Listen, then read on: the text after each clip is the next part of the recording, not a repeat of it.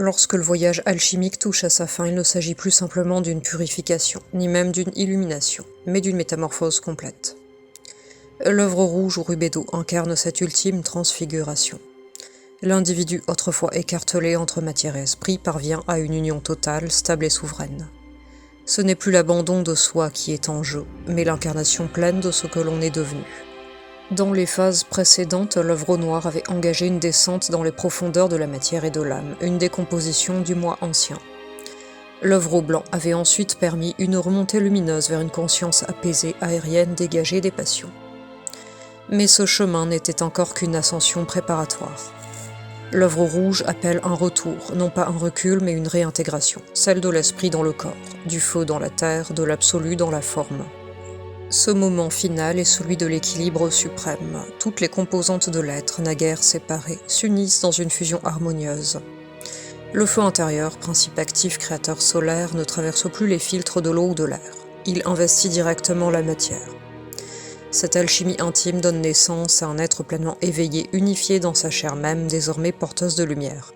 Le rubédo n'est pas une simple élévation mystique, mais une cristallisation concrète. L'or symbolique, aboutissement du grand œuvre, ne s'obtient pas par le rejet du monde, mais par sa transmutation. Ce que l'on croyait impur ou inutile, souffrance, instinct, conditionnement, devient la base même de l'édifice nouveau. Rien n'est perdu, tout est sublimé. La pierre brute que fut l'individu se révèle, à travers les épreuves, être une pierre philosophale en devenir. Ce processus d'incarnation parfaite est aussi un couronnement. L'être qui renaît n'est plus soumis aux lois communes. Il règne sur lui-même, souverain intérieur dont la force repose sur une alliance rétablie avec le cosmos. Le symbole du roi vêtu de pourpre, tenant sceptre et couronne, exprime cette maîtrise retrouvée. Il ne s'agit pas d'un pouvoir sur les autres, mais d'un règne sur l'univers intime désormais accordé au rythme de l'esprit universel. La conscience, en touchant son propre centre, découvre qu'elle est à la fois nulle et infinie.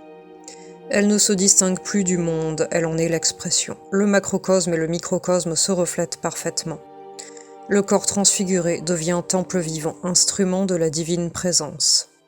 Avec l'œuvre rouge, le cycle est accompli. L'esprit, après s'être libéré, revient habiter la matière, non plus pour la subir, mais pour l'éclairer. Le feu créateur n'est plus à craindre, il est le cœur battant de l'être nouveau. Le hasard s'efface, la dualité se dissout, et dans ce silence intérieur s'élève l'évidence d'un amour total, vaste, inconditionnel. C'est la rédemption, non au sens religieux d'un salut imposé, mais comme une réconciliation radicale. Rien n'est à rejeter, tout est à embrasser.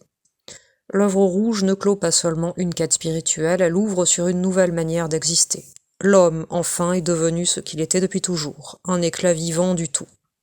Bonne journée et à bientôt pour de nouveaux contenus.